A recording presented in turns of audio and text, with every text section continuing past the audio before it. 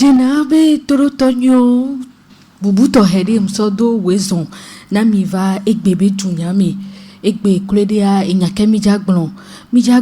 miabe dudu benya mi tina tekpoa mi duna ndekpepe be na podome na mi voada mesia me la cité la du ndekpepe ke droya la begbea nda sipinolo nda du nke wotowo egbea adrusi drum egbea emuno na miasi hame chocolat drum voade de ba tona mi babazana curcuma kudondo pene miabe lameade ete hona no pata amisia me be nana egbe ani mi asokure nu kekenti kwa amepepe ale ho ami ke le jade mu mi la fiomi be oyare no yo no be de kiare nke hia no ba no oya no yo no be de kiare nka hia no no sigbare ke amepepe ale ho ami nkore le si ya ona ndia ela gbo mesia me to chane zande ya amepepe mi awezon va egbebe tunyame yo mi to ya jido egbene to do la run poto kata akpene mo bo mi bado ela be mi on mi awo mi amito egbe a peto ya yira kluse ele hwamenami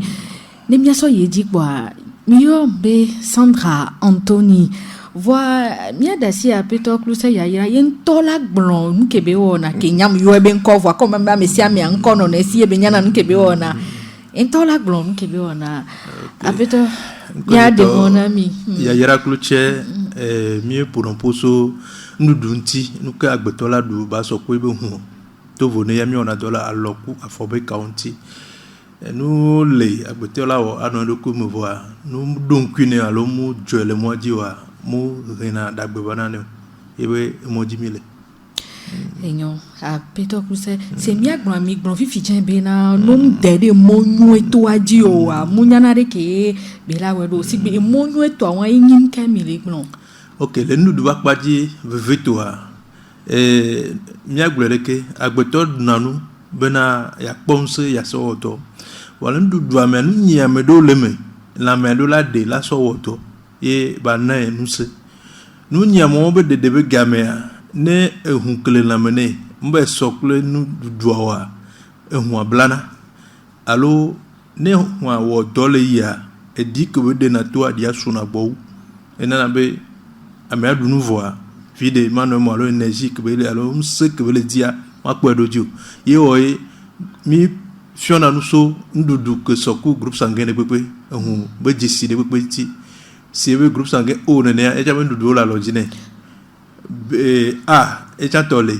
B tole kingwe A B tole nene be ine wa mi gbon kam ndudu be jesi nka de kemilate de gomedo hunkele la mena mi a jesi le wanti vovo mi mate yi ami jegbe na mi be hun alo mi be mo fi po abe nko popo no kukoro mo mu ko na jeze do mu ke mo e defion be na mi be la me a hunkele la mena mi be jesi a yebe ndudu ba khoso wo yebe do ba mi ameke duno ba kpona mese ba kpo nse awodo nene be lewa ne fi ke mbe wewa nke jona ya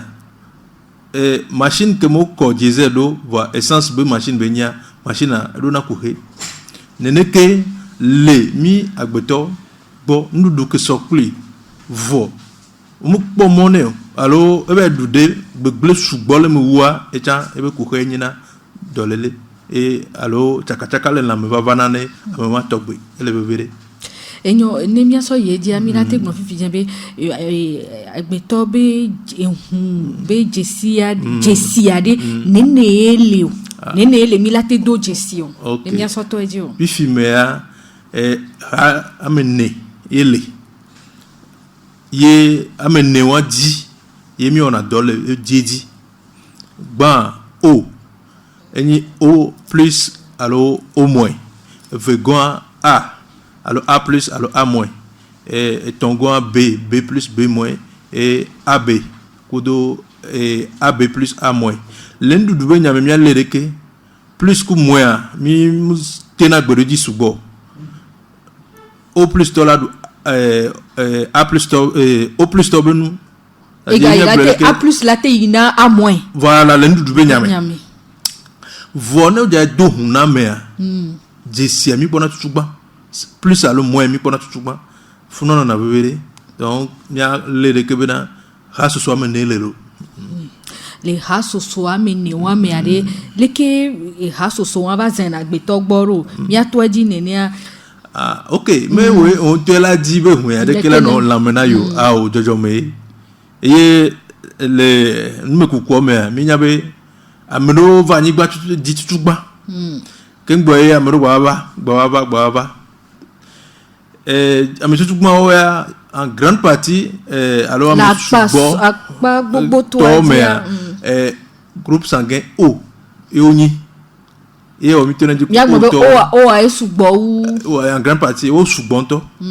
o sugbo eye le ekeba klo ni A ekeba klo ni B et o evana tugba A vavana B vavana et kengbe A B va klo do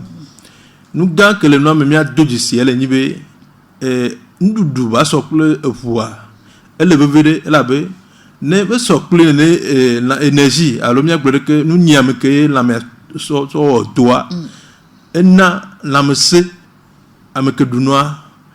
gba ebe la menu ko tawlo donyere ehun ke dile la mena hwani ehun ke konyere eye ehun la kperu nti bena bano jajanyenye de bena dans le pays de que va ma pomol nti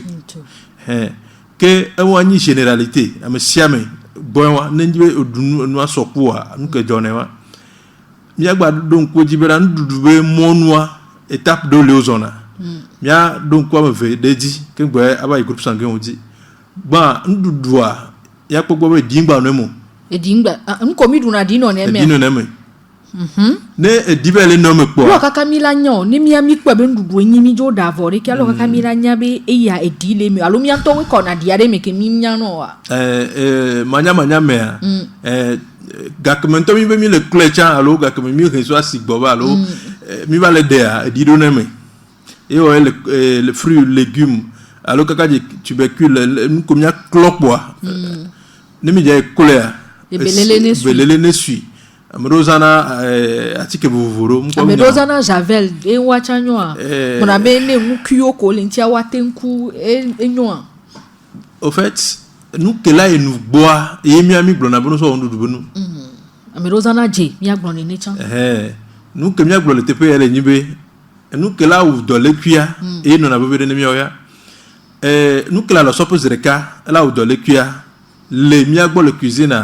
de quel ni cendre afidron afi o so na ndudu sigbe lekeo zan sebe o daklo légumes alo fruits alo mi agbon tikoti alo amagboa et si a te permet ton la cuit si on la soubonné o klo gbalo ke et ame tongo me ye sandra be on a quoi fiaro afizo aro alo Sophie que le mea nko ja wo nyibe la dasi bano me vire bola deto microba ngba ya no agbelenti o bo ma tere nti chon nyao bo fike o weso bon amedo jeozana en dernière position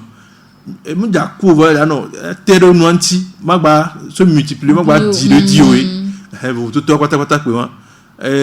bon permanganate ko tota et moi di o le wa on nyoto le nibe mais nous compliquer ni miabe la me sebenyo kaka de aka gbalo kemizana so dana noa ebe pratique que mi ona be no en forme liquide ne afidrom la sur la toaka aswaka atuinto le pezi anesi bablu direct pour ne jakoni pour la suer et si on le direct pour aso désinfecter na ndudu ke ngbola dana no to vone et de le cuir alors mi aglo dit que là tout le ndudu ame mi ano bobe ne mi dunu yare la o dola tout le mi be la mer parce que ne mwe wo do to ka bo po ezo adila simi adi si ame wo chaka na la me mi yo na be dolele mi ami glo na be la me le chaka do mke jene am po mbo so ne donc la chaka to vono wa mi akpogbo be mi abe tam susu ko no na mi asi emotion wa we wona la me sebenya ameke bina dieji alo eno na tepere di bibi nya na nyi dia ebe la me se matin no se we ameke ko na nu gaseka mo ameke bina dia Eh. yebe la médecin Matin, no c'est- sibe ameke ko na nu gasia ga di jome ga segam do na mglona na mesem na mere le no le bidi angba no gogo a demine zekabe nko belo wa le don edio ne le wo nya be ja wuye do ja wuye na bele na le bidi donc no me ton wani santé donc le ndu ba pa dia mi a trouver que groupe sanguin auto ne mi ato dia nyanje mi atro evide Ok, fa. mi ato di kudo ato yo comme a do to di a b c d na mi Ok. pare mi ato di kudo ato na Nuke le bebe ato le- le to di ne nuke wa le- nya nke le nuke le bebe ne ato wani be no anya be wa be la me ya obe vestibulier be veke jana do ndudu dia ye funu obe ku hele wa mu jana ne nyoro enana be odanati to vonati dada o pena le wa do ko me va tad no yiji c'est parce que ato we mo ato be nyewa hunde ko do be défaut o nya fi ko la drado ne donc ato ya obe défaut vestibulier be veke jana ye gbo ku hele ne kuhe que le phénomène de quoi zona ina pour demain be nous on a que taudi e fi obe nde pepe mdo la no ye gbo ye won oh bon mais ma yego yo alo ya joni ni adade ye forme que les sia mu produit na kaba le wa ogbo donc voilà nous doit rien nous sous quantité de aso wodo fi que be deux distribuer ne ne no le jole bois e ben du doit mais elle a des monnaies la main ben la main bazana et nous doit aso on a vevea vek adi veve ke le ja mu le subo et on ndudu que vadoa danati donc elle a bobo ndudu ma subo et dit que mi le glo yin be nu ko ma te be trop le be la mo angbado mu ngba yi ndudu ame kaka bava do ya be niveau bon vite que ya ngbade c'est-à-dire vite que ya elle avait na veve la formé kaba c'est un peu pratique nous que be hia ne no subo so nous ko mu hia wa nya kwata wa le nous ko mu hia mo wa de kele ni ehunla ehunla ato ya ehunla ehunla munyona o ndeku nous le dit protéines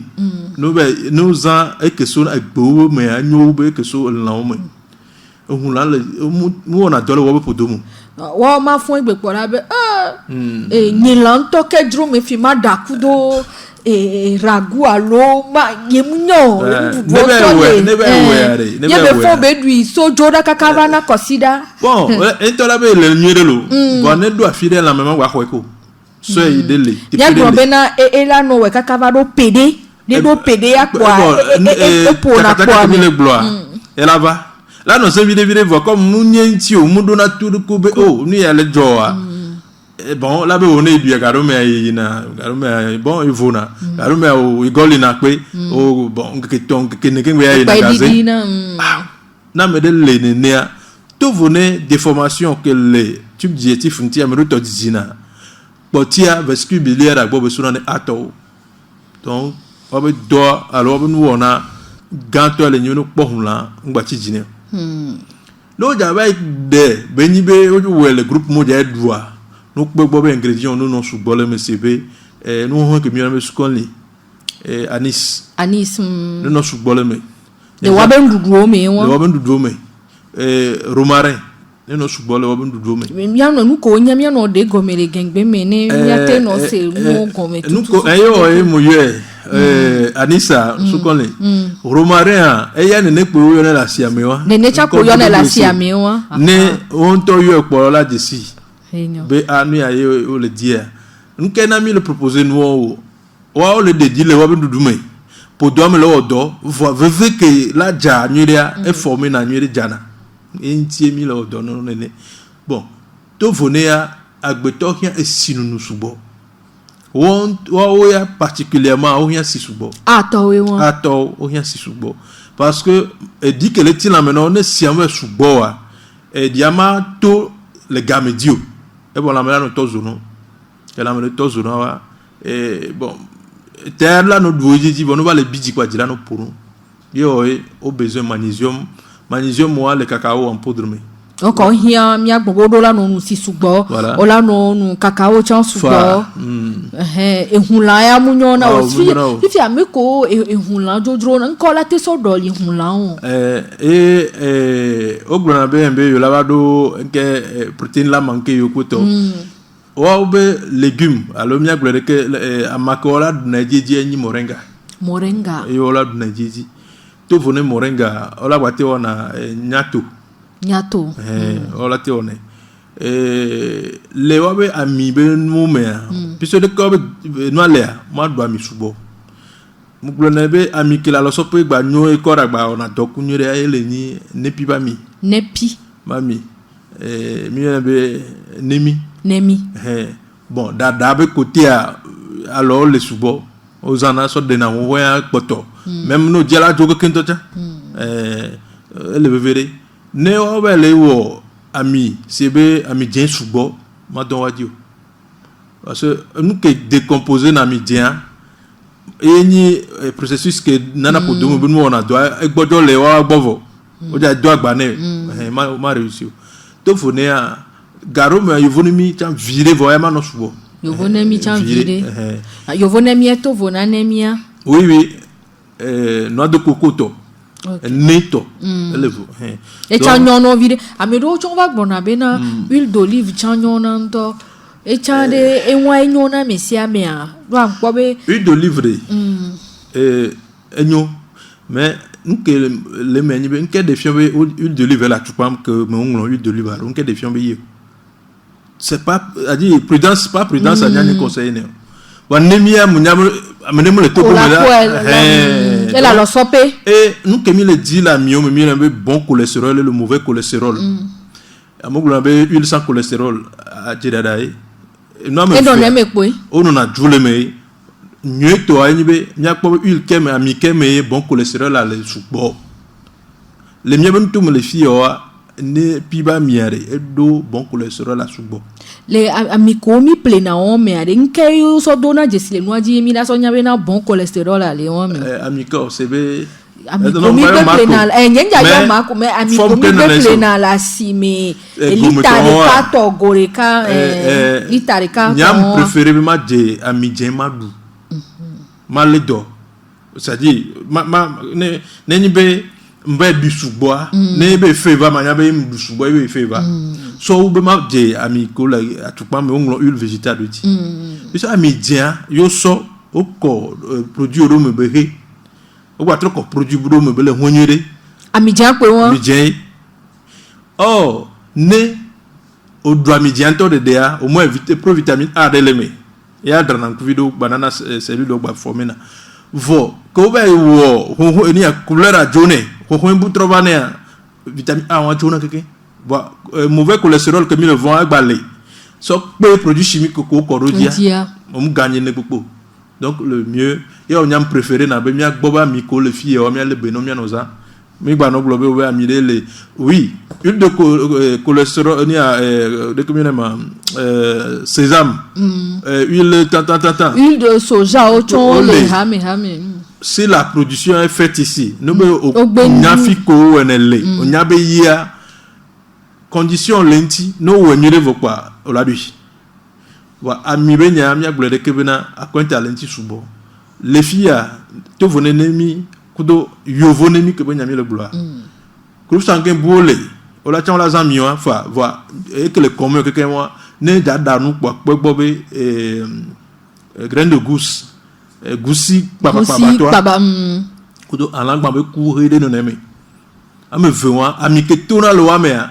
ye la me adina maybe ami ke mi ba jena kona do ma dia ye la me le dio donc ami be nyam le vivere na atoka karova ne ja we ne we vire ne belema le wabe ni a sinunu ba kwa jam no fi be ele wa sinunu le vivere no surtout si que jene agbeto kwa e be pH la no supérieur ou égal à 7 ele vivere ne wa ono ba le dunu que le acide sous bois don wa dio Mudon wa di. Atokpo. Wa. Et nuit à des nez, et nuit avec les Georgina, et Ganou me va hacker mes gaz, gaz non a mis à nous caca goli grou, et vivinto. Gapopoa me anga jonario à wadio.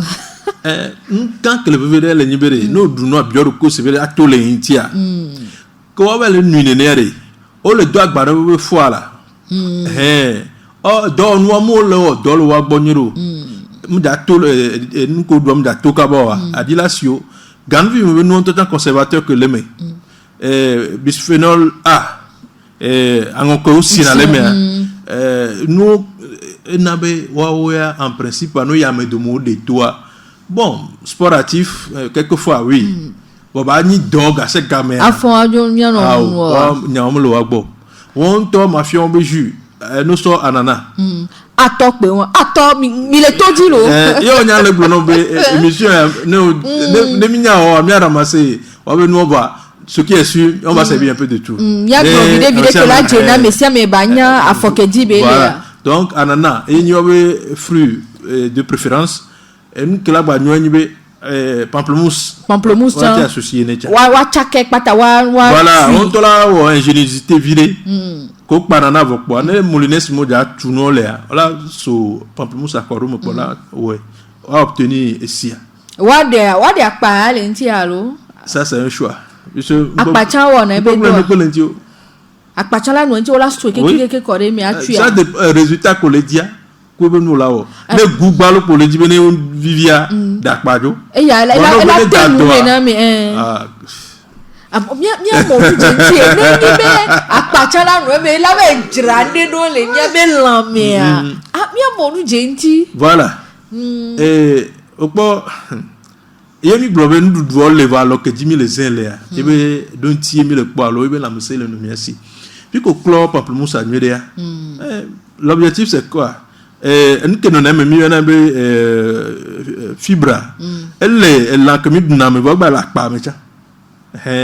awe bobo na podome ene nya le ma le bebede donc ato ya nu gan que mi agbaglo no wele nyibe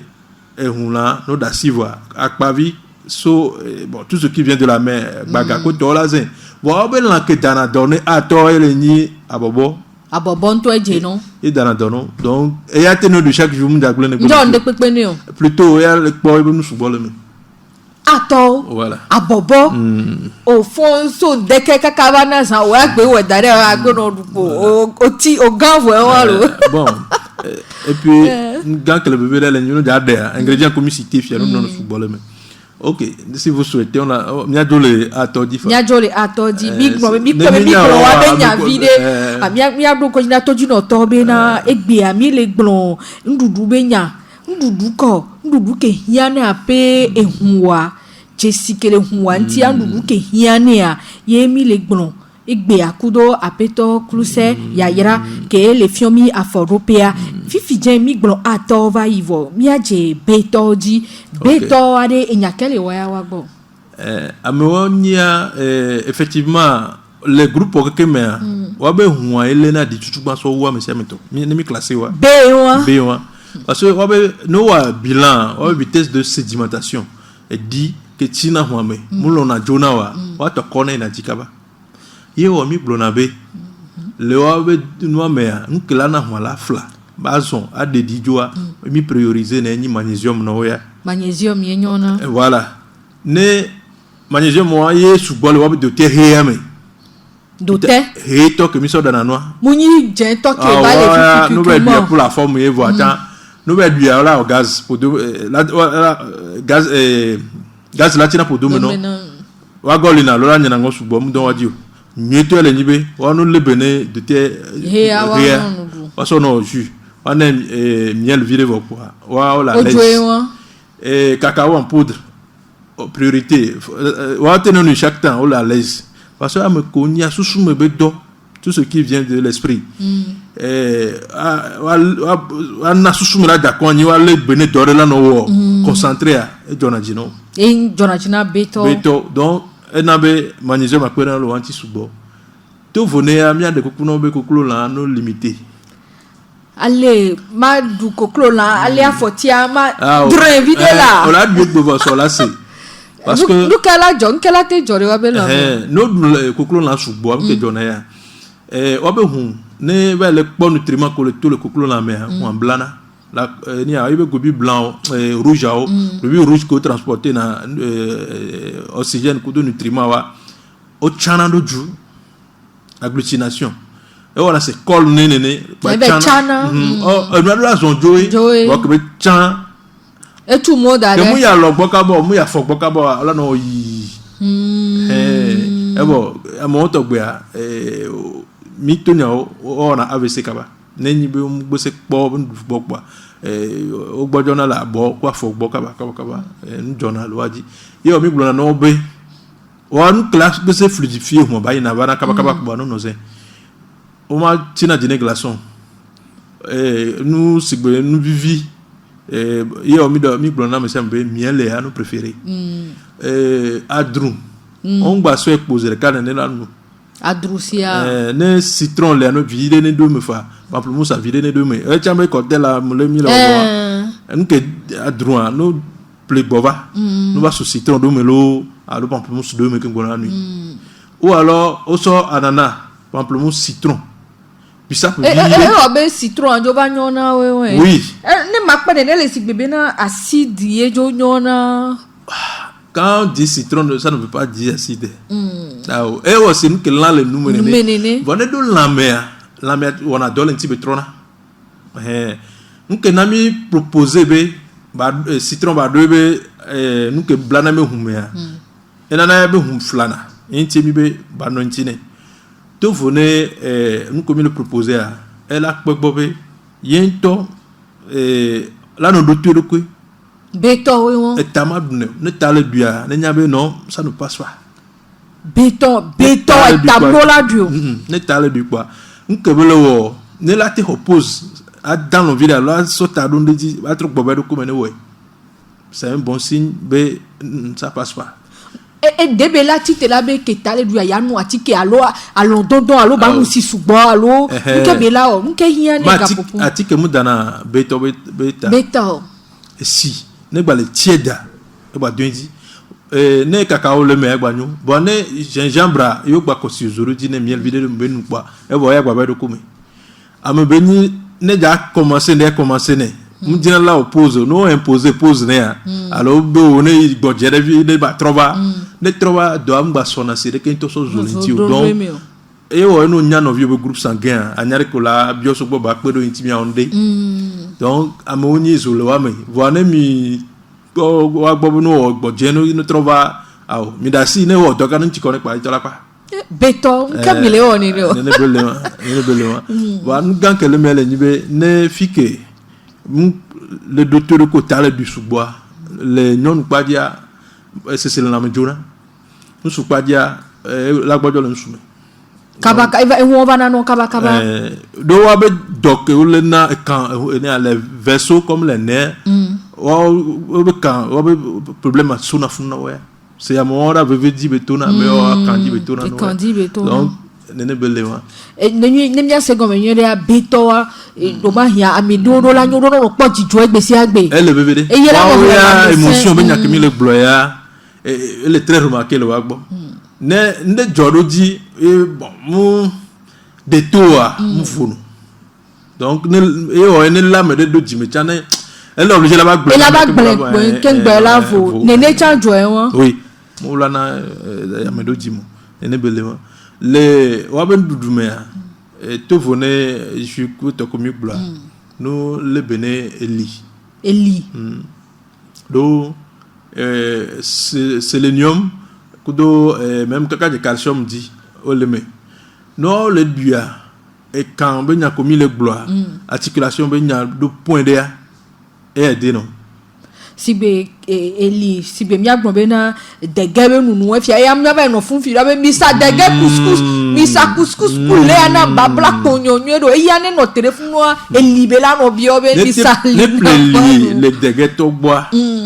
bon et droit mais les que là non pour la former glaçon ma do to mo glaçon voilà elle a été fait hein ma so glaçon do voit to la été fait mo na glaçon qu'on aime non glaçon non aime na puis ah maybe nyeo et mi globe nende le faisable la te wela home ya wela home el li ke be nyami le gloire e be zo bon to la pona la home e zo bon me ba kona cacao en poudre alo la deux me gingembre alo ou carrément ne jawo zo bon ben ti doa e dorme miel la te no into si ba kona do me ba ko remi le bébé parce que am ke benyi ne ya no me verre gâté ne to vone fatigue ben yakemi le gloire et nous ti na connaît kabaka oui bon il ne se ma nyan que tu bo va nous ti connaît anya be la mele pompone et dio va voga popon voilà do niveau de niveau et de la de auto et funa me nous tiède nous classe na la mela khozone viria ele bébé mdo ko nyem le glo alcool benyo quelqu'un bien la mela khozo on la da agbenga vidéo de gingembre kudo magnésium que les bon que magnésium que les gingembre kudo cacao en poudre amère coranto zano so réchauffer na edoko et puis type d'alcool que coranto le dia produit mais bah so alcool ajouté dondudumo so 2000 pour tous les groupes sanguins l'alcool n'apporte rien. Et si benu ya nyonana wa vinaigre de cidre are OK vinaigre de cidre c'est pour les patients do bo voir nous que maglona monsieur menyibe no diluer na subo ngba no nuit concentré beto ya nglono be fatigue do na mpone ne fi ke ya ba le globo ya so digestion be nya ko tu ya fatigue la trop syndogine parce que risque le be ba hypoglycémie risque le que mon le glo diabète chambenya entre temps soit étoile ne ba zan vinaigre de cidre elle a dit dîner subo wa fi ke munyanchio be le du sucre cha subo le nuome elle a ko ebe taux de sucre ici et funa diabète dona pona a me benir la se protéger subo ne par rapport au virus il y a fait très clair ebe corps donc c'est là au virus mais ne déséquilibre va le nanya mudendio zaza kapopo coronavirus be gaya me antoa odola jaye vidéo oui et yo mi le blob no nyan ko duna nyan no be valeur e be sokua tu te la ameta popo le ko subo me bo fi ko munyanti o be o ame adu en tama du po o le didi wa ta popo poto nene bele le enua atiku se wa padia mi gbon ntisi mi yo anana pamplemousse nkechan la gba tenpe o oh bon aduba ça peut passer aussi wa ngba ti dina amadan ah ouais madame munyoni o akoru ya de akoru oui bon madi jemu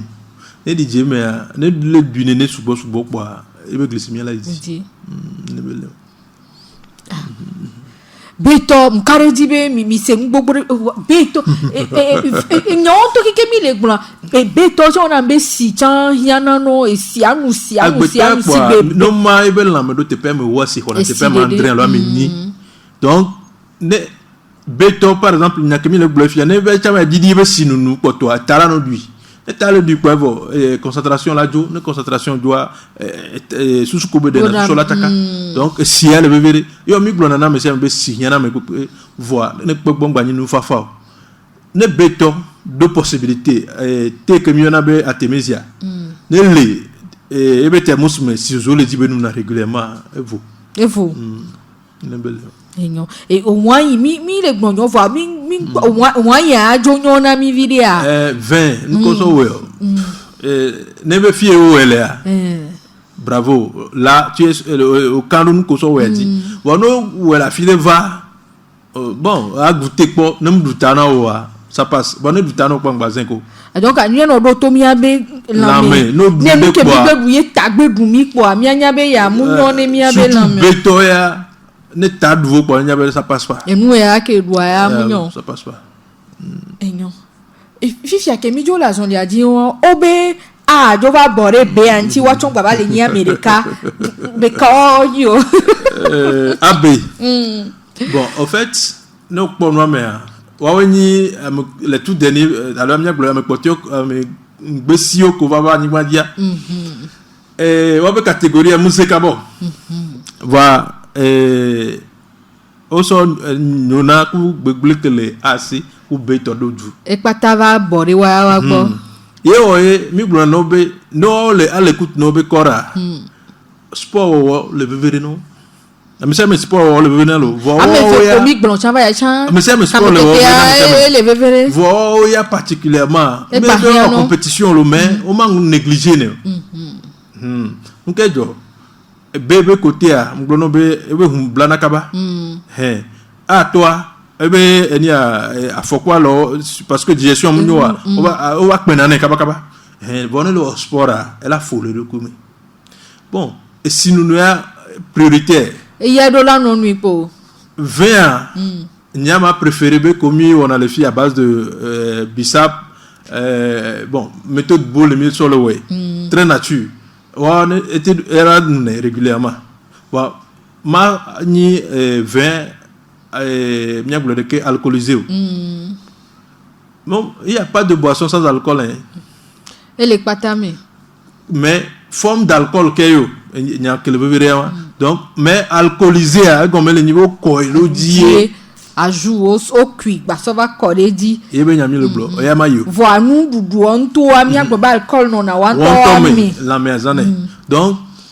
ou alors et là on a bisap beju et bela non nous kudo miel la ni base ne puisque e agba anemia zena kaba abizena wa